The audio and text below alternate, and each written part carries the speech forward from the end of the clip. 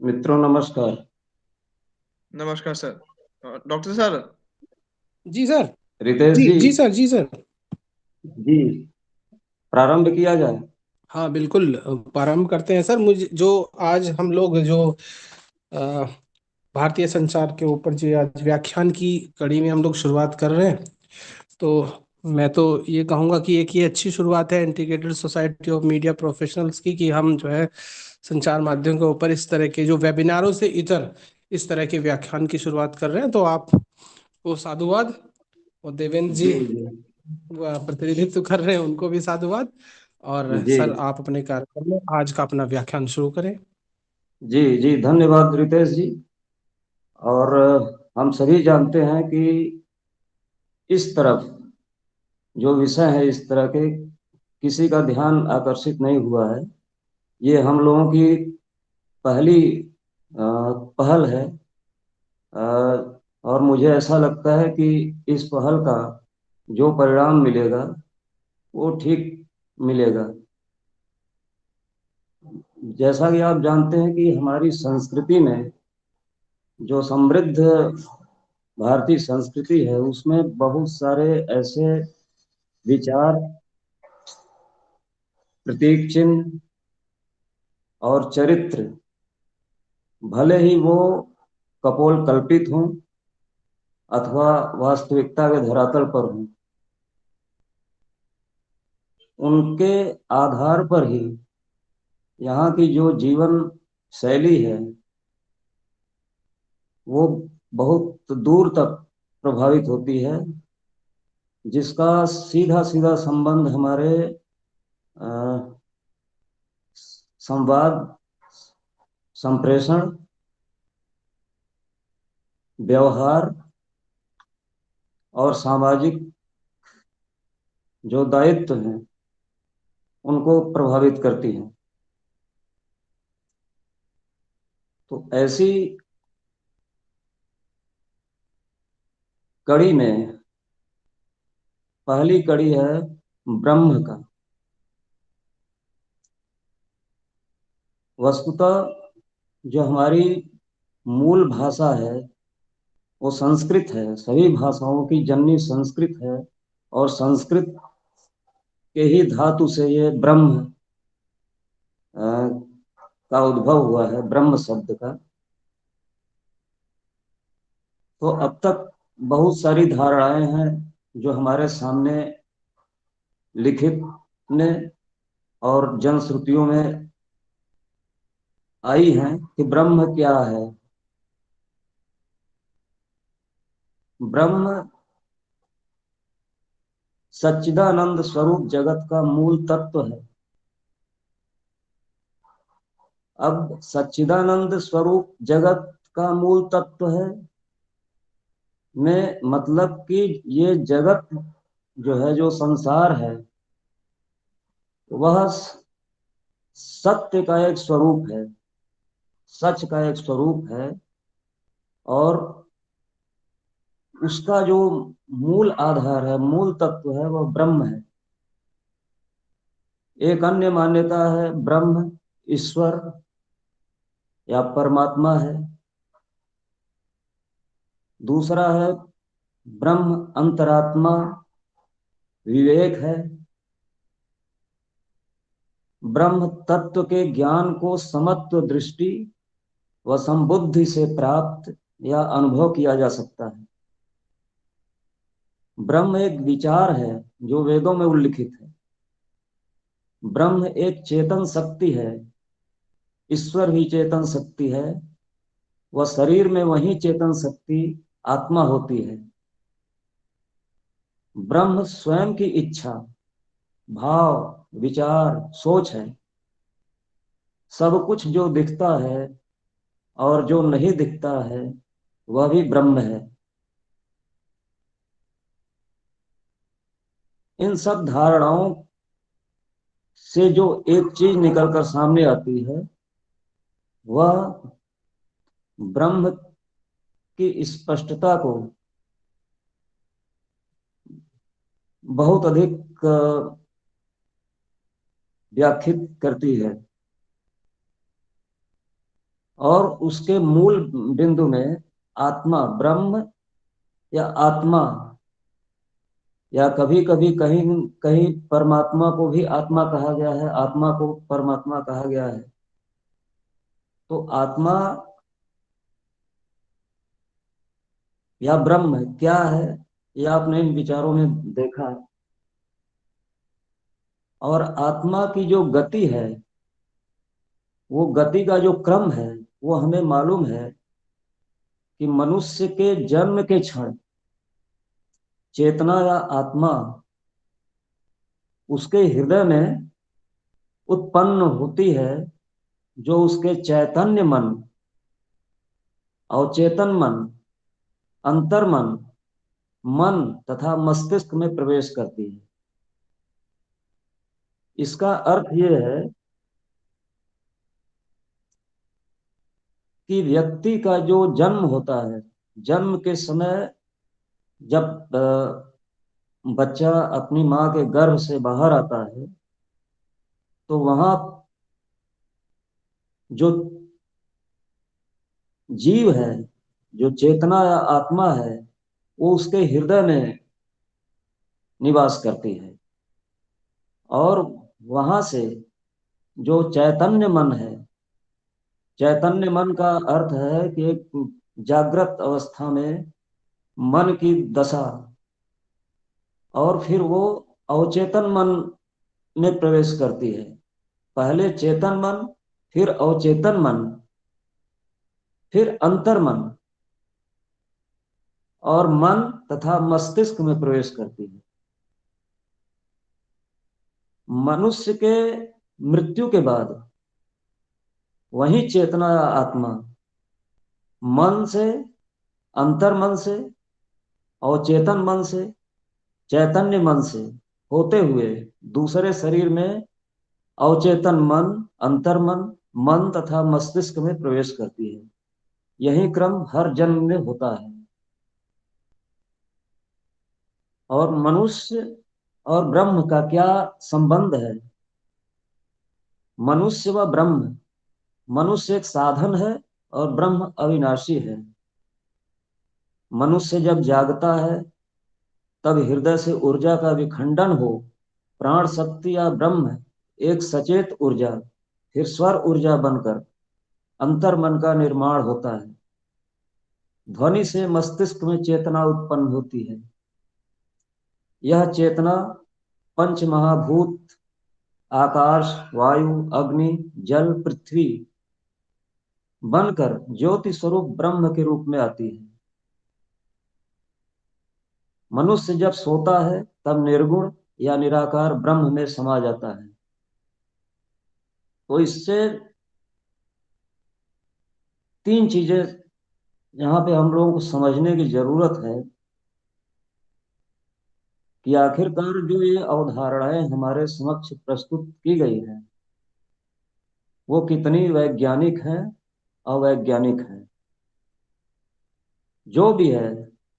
लेकिन ब्रह्म, ईश्वर और आत्मा ये ऐसे शब्द हैं जो जिज्ञासाओं की एक अ, लंबी श्रृंखला मन में उत्पन्न करते हैं। मस्तिष्क में तमाम विचार कौंधते हैं, सामने आते हैं कि आखिरकार ये सब हैं क्या। और तो उसमें हम लोग सबसे पहले इस पर बात करें, जो मूल है ब्रह्म, आत्मा, परमात्मा, ये प्रकारांतर से तीनों का एक ही अर्थ है। और मनुष्य ही एक केंद्र बिंदु है, जिसके शरीर में ये आत्मा जो अविनाशी है, जो अक्षर ऊर्जा है, वो निवास करती है। जब उस शरीर को धारण करने की क्षमता नहीं होती,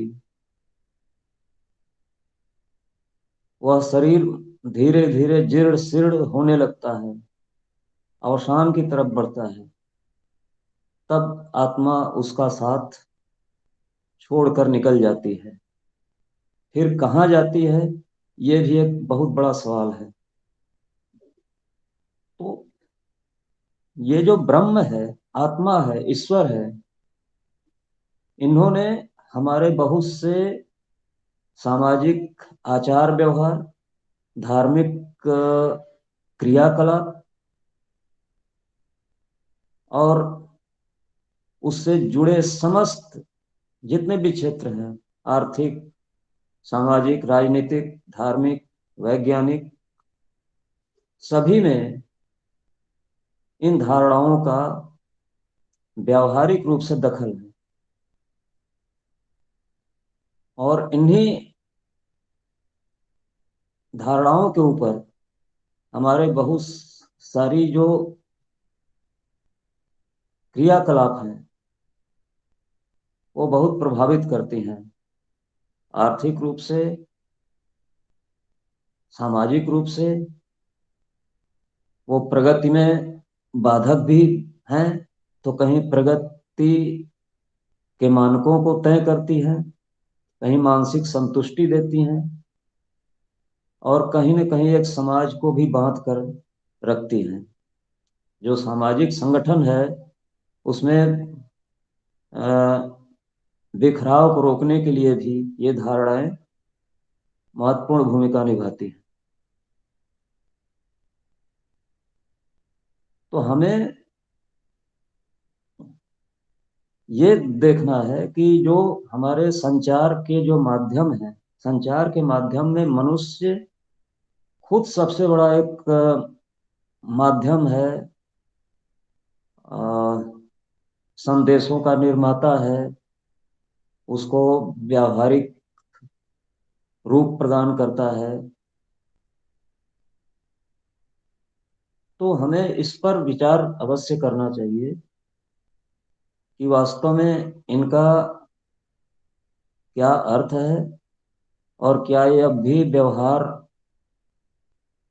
में धारण करने योग्य हैं, अथवा इनमें सुधार की कोई गुंजाइश है।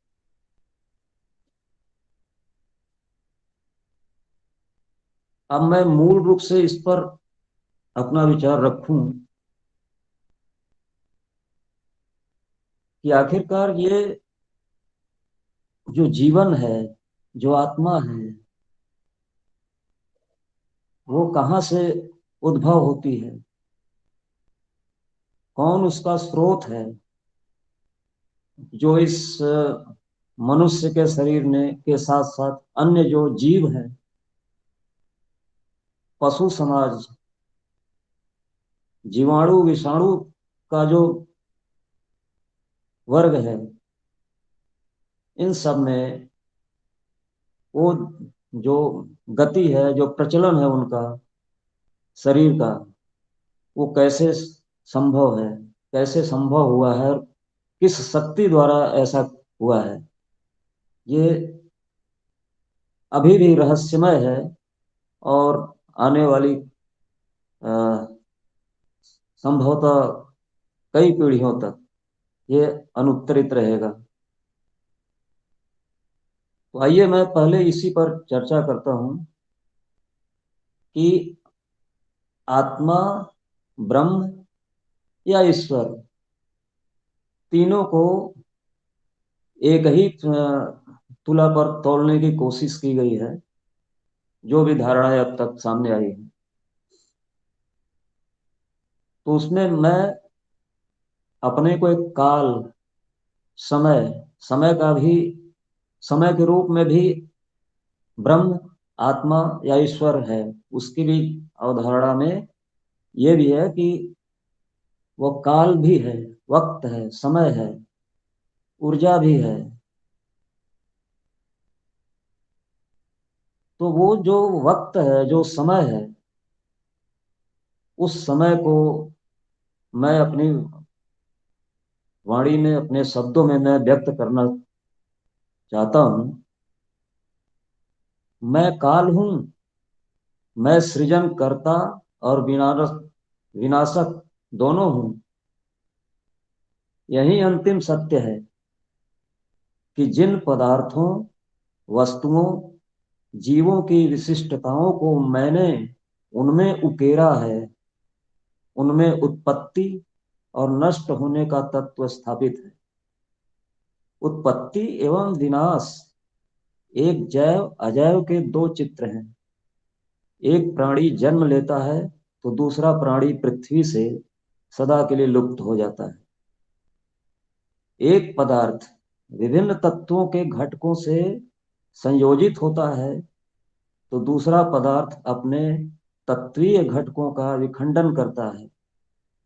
एक वस्तु भिन्न रासायनिक क्रिया से अपने भौतिक स्वरूप में अस्तित्वमान होता है तो दूसरी वस्तु अपने भौतिक स्वरूप को विघटित कर रासायनिक तत्व के घटकों को निस्सारित कर देती है।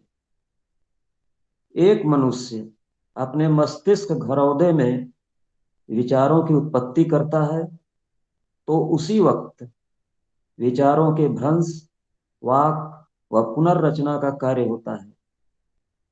एक मनुष्य एक अच्छे विचारों का सृजन करता है तो दूसरा मनुष्य उसके अच्छे विचारों को नष्ट करता है। मनुष्य से इतर एक जीव अपने उत्पन्न जीव को पालता है तो दूसरा जीव उसे मृत्यु देता है। प्रत्येक सर्जक अपनी रचना की रक्षा करता है या पालता पोसता है, अथवा उसे बचाने का कोई यत्न नहीं करता या स्वयं ही उसे नष्ट कर देता है। अब मुझे ही देखिए, मैं हर सुबह सूर्य के प्रकाश से जीवों और वनस्पतियों के साथ साथ अंतरिक्ष समेत नदियों, सागरों और आकाश को आलोकित कर देता हूँ। एक नियत समय पर सूर्य को अस्ताचल कर अंधेरे का विस्तार कर देता हूँ। अंधेरे ने चंद्रमा के साथ या बिना चंद्र के तारों के ही साथ अपनी रचनाओं को दिखाने का काम करता हूँ। जो भी परिवर्तन होते हैं वे मेरे ही प्रभाव से तो होते हैं। यह अकाट्य सच्चाई है कि जो शुरू होता है वह खत्म भी होता है, अर्थात जिसने जन्म लिया उसे मृत्यु को वर्ण करना ही है। वैसे मेरी प्रकृति है कि हर गतिशीलता को प्रारंभ करूं अथवा रोक दूं। इसीलिए एक मनुष्य के तन से निर्मित जीव सभी जीवों में सबसे श्रेष्ठ होता है। जो जीव सृजन के उद्देश्यों को समझ ले अथवा उसे प्राणी कल्याण के लिए उपयोग करे, वह क्षमता केवल मनुष्य के वश में है। यदि यह क्षमता हर जीव में हो तो कल्पना करते हुए सिहरन होती है कि यह संसार अपने वर्तमान स्वरूप से कितना भयावह होता जब सारे जीवों में एक दूसरे को मारने और मिटाने पर तत्पर होती। इसीलिए मैंने सभी पदार्थों, जीवों और वस्तुओं के लिए एक समान गुणों की क्षमता और अवगुणों की प्रभावशीलता की एक समान आवेशित नहीं किया है। यही मेरी प्रकृति है, यही मेरी विशेषता है। यह आदि से अंत और प्रारंभ से अंत तक की गाथा है। हर सृजन स्वयं से अपने समापन का कार्य करती है और हर विनाश अपने मार्ग में अवरोधक को हटाती जाती है। मैं सर्जक, विनाशक के रूप में सर्वत्र विद्यमान हूं क्योंकि मैं काल हूं।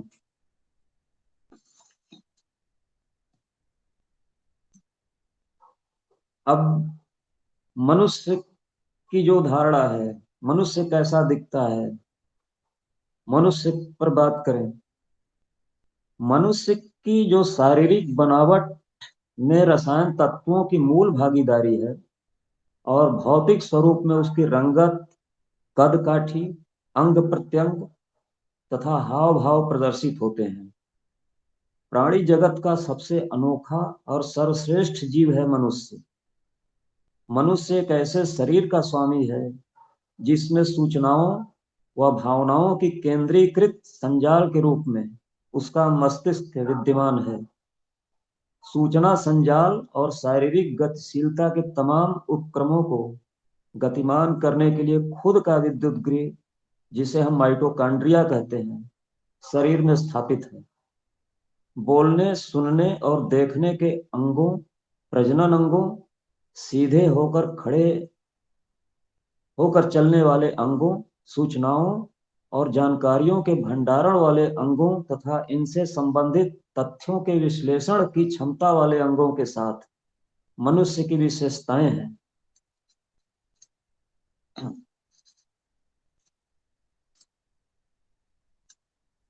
मरने का भय, जीने की लालसा, दूसरों के प्रति अनिच्छा या स्वाभाविक स्नेह भी इसी मस्तिष्क में जन्म लेते हैं। मनुष्य विविध विचारों, विविध गुणों, विविध अवगुणों, विविध सृजनों, रचनाओं से युक्त एक ऐसे मस्तिष्क का प्रतिनिधित्व करता है जो उसे परिवार में, समाज में लोकप्रियता, अलोकप्रिय, सम्मान या असम्मान का पात्र बना देता है। मनुष्य का मस्तिष्क कभी पराजित नहीं होता, क्योंकि उसमें उसका स्व, जिसे हम आत्मा मानते हैं, वही प्रोटोप्लाज्म या जीव द्रव्य होता है। शरीर क्षीण होता है आयु के साथ। जब शरीर के अंग जीवित नहीं रहते तो मस्तिष्क आवरण नष्ट हो जाता है। स्व या आत्मा एक अक्षय ऊर्जा के रूप में ब्रह्मांड में विलीन हो जाती है। यह रहस्य ही है कि आत्मा का कोई ठौर है या नहीं है। तो यहाँ मनुष्य की जिज्ञासा यानी जीने की इच्छा को जानने अर्थात जिज्ञासा रखने के मौलिक व प्राकृतिक गुण जो कि उसके स्व द्वारा प्रदत्त हैं, ये कभी नहीं मरती जब तक शरीर नष्ट न हो। अर्थात मनुष्य के इस गुण पर किसी ताकत का वर्चस्व नहीं होता। हाँ, उसकी भावनाओं को स्नेह व विश्वास से पराजित किया जा सकता है।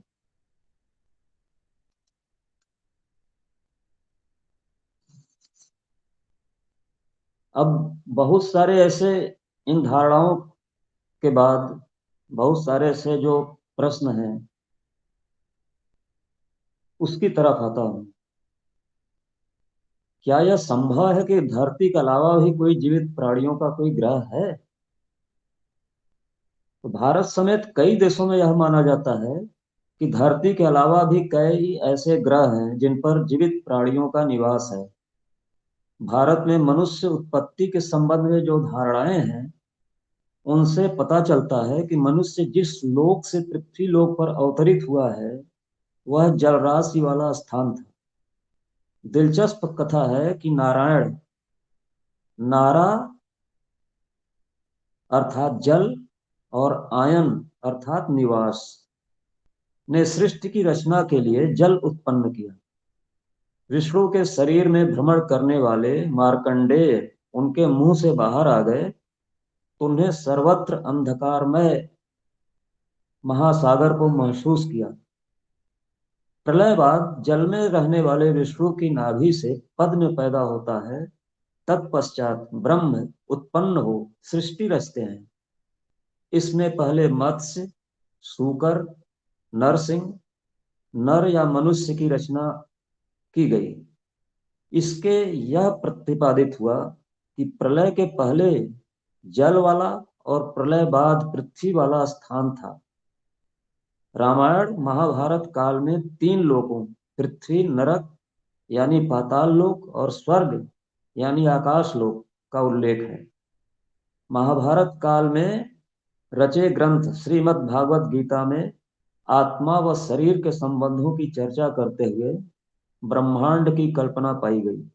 ब्रह्मांड अर्थात अंतरिक्ष को उल्लेख किया गया। अभी तक सामान्यतः अंतरिक्ष, समुद्र, पृथ्वी की पहचान की गई। गीता में कहा गया कि मनुष्य का जन्म परमात्मा यानी आत्माओं का संघनित स्वरूप ने आत्मा को मुक्त करके किया। जब तक कथित शरीर में आत्मा का वास है तब तक वह उस शरीर को अपना स्थायी निवास बना लेती है। देह जब मृत हो जाता है तो वह आत्मा तत्काल दूसरा शरीर धारण न कर परमात्मा में वापस लौट जाती है, अथवा देह मृतोपरांत तुरंत किसी प्राणी के शरीर में वास कर लेती है। गीता में यह नहीं बताया गया है कि परमात्मा का स्थान क्या है या वह किस लोक में वास करते हैं। यह भी माना जाता है कि परमात्मा कण कण में विद्यमान है। अमेरिका समेत विश्व के कई देशों में दूसरी दुनिया के संबंध में अनुसंधान चल रहे हैं और फिल्में, कथा, किस्से रचे जा रहे हैं। एलियन यानी मनुष्याकृति से मिलते जुलते या हिंस्र जीवों की आकृतियों वाले प्राणियों के बारे में खोज निरंतर चल रहे हैं। हाल ही में 4000 ग्रहों के खोज चुके हार्वर्ड विश्वविद्यालय के ली झेंग ने सौर मंडल से बाहर करीब 38 ग्रहों को ढूंढ निकाला है। 1992 में शुरू किए गए खोज को 26 वर्ष बाद पृथ्वी के द्रव्यमान से दुगना ज्यादा इन ग्रहों का निर्माण पृथ्वी जैसे ग्रह के निर्माण के समान हुआ बताया है। जिस प्रकार बृहस्पति, शनि व यूरेनस ग्रह बने, उसी प्रकार ये ग्रह भी बने हैं। इन ग्रहों पर पानी 50% है और इनमें से 3.5% ग्रह पृथ्वी से जुड़े पड़े हैं। ध्यान दें, पृथ्वी और पानी का प्रतिशत 2 ही है। एलियंस खोज करने वाले महान वैज्ञानिक हॉपकिंस, जिनका निधन हो गया, उन्होंने दावा किया था कि एलियंस हमारे चारों तरफ मौजूद हैं। चंद्रमा पर भी एलियंस की उपस्थिति का दावा किया जाता है। अज्ञात यूएफओ, अज्ञात उड़न तस्तरियों ने विश्व के कई देशों में अपनी उपस्थिति दर्ज कराई। कहा जाता है ये यूएफओ एलियंस के आवागमन के जहाज हैं। तो क्या इस पर हमारे देश में खोज नहीं होना चाहिए? हमारे कपोल कल्पित कथाओं, धर्म ग्रंथों में वर्णित स्थलों व पात्रों का मूल्यांकन व शोधन नहीं होना चाहिए? यह एक बड़ा सवाल है जो मनुष्य जीवन को सदियों से प्रभावित करता आया है। क्या मनुष्य के अज्ञात पक्षों को जानने के लिए भारत सरकार कोई योजना बना सकती है? बहुत सारे सवाल हैं। मसलन, क्या मनुष्य के मरणोपरांत उसका कोई अस्तित्व शेष होता है? क्या मनुष्य की आत्मा अदृश्यमान और अनुभूति परक है? यदि आत्मा का रूपांतरण होता है तो कहाँ होता है? क्या मनुष्य के मित्र, अमित्र अथवा परिवार और समाज की भांति अन्य कोई ग्रहीय स्थल हैं? इन पर भी रोशनी पड़नी चाहिए। महज इसे अवैज्ञानिक बताकर खारिज नहीं किया जा सकता। तो मित्रों, ये जो ब्रह्म है, ब्रह्म, आत्मा, ईश्वर, परमात्मा और मनुष्य का विचार या मनुष्य स्वयं में ही सब कुछ है। मनुष्य सबसे बड़ा माध्यम है।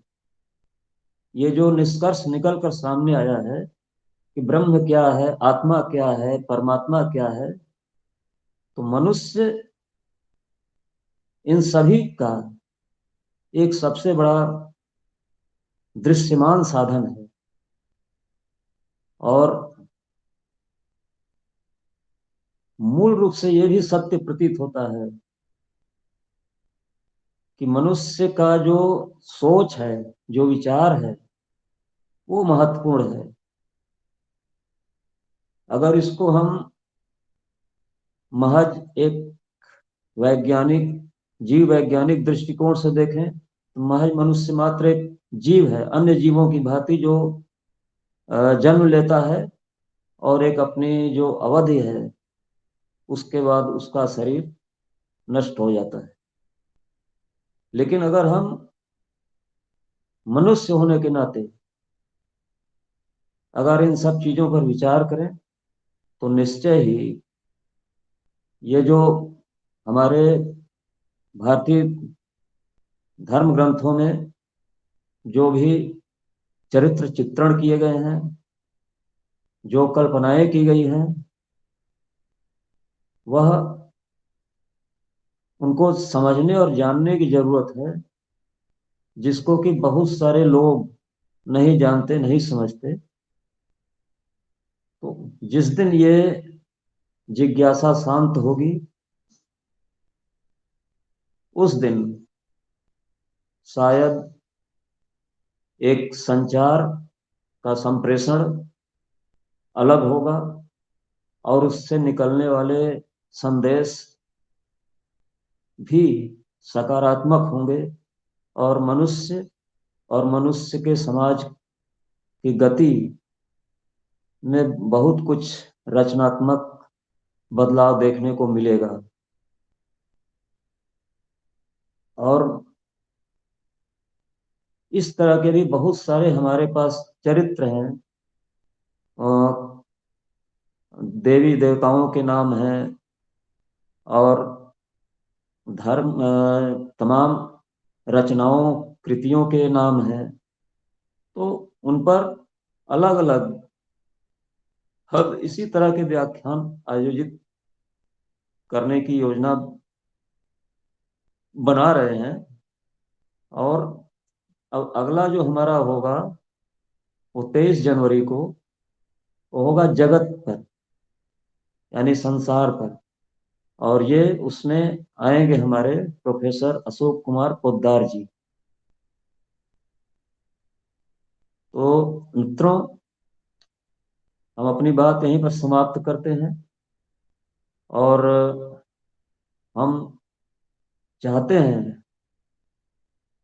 कि डॉक्टर रितेश चौधरी जी और श्री देवेंद्र कुमार प्रजापति जी भी अपना इस विषय पर अपना दृष्टिकोण अवश्य सामने रखें, जिससे और लोगों को इसका लाभ मिले, और लोग सूचित हों, सीखें, और कुछ करने का, नया करने का प्रयास करें।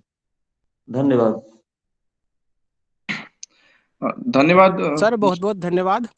आपने देवेन जी, सर ने जिस हाँ जी। तरीके से ब्रह्म की बात की, जिस तरह से आत्मा के स्वरूप की वर्णन किया, उसमें जी सर। संचार की बात की, देवी देवताओं की बात की, वो अपने आप में अद्भुत और अतुलनीय है। मैं जी चंद्रशेखर जी, आपके द्वारा जो आज ये प्रस्तुत किया गया है उसके लिए आपका धन्यवाद देता हूँ। और मैं देवेन जी आपसे आग्रह करूंगा कि आप जो हमारे कार्यक्रम के दौरान आज चंद्रशेखर जी ने जो विचार हमारे सामने प्रस्तुत किए हैं, उस पर 2 शब्द कहकर कार्यक्रम को समापन की ओर बढ़ाएं। जी, धन्यवाद डॉक्टर रितेश चौधरी। बिल्कुल, जिस तरीके से आपने बोला, और जिस तरीके से जिस ब्रह्म के ज्ञान के बारे में हमें अवगत कराया, कि ब्रह्म से हमें अवगत कराया,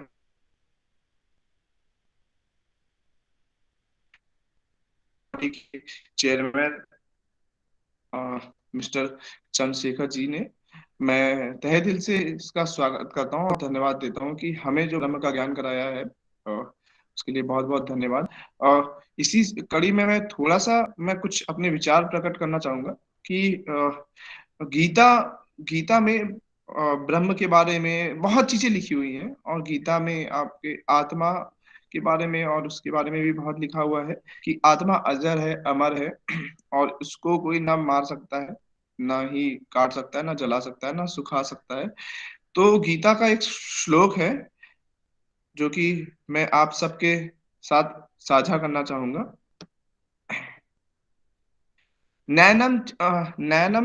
छिदन्ति शस्त्राणि, नैनम दहति पावका, न चैनम क्लेदयन्ति पो, ना शोष्यति मारुता। मतलब आत्मा को ना कोई जला सकता है, ना छेद कर सकता है, शस्त्र से ना छेद कर सकता है, ना आत्मा को कोई जला सकता है, और ना ही उसको कोई भिगो सकता है, ना, और ना ही आत्मा को कोई शोषित, मतलब कोई अनिल, मतलब कोई मारुति अर्थात वायु, ना उसको सोख सकती है। आत्मा अजर है, अमर है, वो शाश्वत है। वो सिर्फ एक शरीर से दूसरे शरीर में सिर्फ स्थानांतरित होती है, उसका उसको कोई खत्म नहीं कर सकता। अगर हम कहते हैं कि आज इस व्यक्ति की मृत्यु हो गई, तो हम उस व्यक्ति की बात करते हैं, बट उसकी आत्मा की बात नहीं करते, क्योंकि जो शरीर है वो नश्वर है, बट आत्मा अजर अमर है। इन्हीं शब्दों के साथ मैं अपने वाणी को विराम देता हूँ, और मैं आज हमारे अतिथि, हमारे संचालनकर्ता, हमारे डॉक्टर रितेश चौधरी, हमारे अतिथि, मुख्य अतिथि आईएसएमपी लखनऊ के चंद्रशेखर जी का तहे दिल से धन्यवाद देता हूँ कि आज जो चंद्रशेखर जी ने हम सबको ब्रह्म की ज्ञान जो दिया है, वो वो हर किसी के लिए एक एक अमृत का काम करेगा, और वो अमृत वचन हर किसी को सुनना चाहिए। और ये एक बहुत ही सीधे और सरल शब्दों में बताया गया व्याख्यान है। तो मैं चंद्रशेखर जी आपका बहुत बहुत धन्यवाद देता हूँ। इसी के साथ मैं अपनी वाणी को विराम देता हूँ, और धन्यवाद।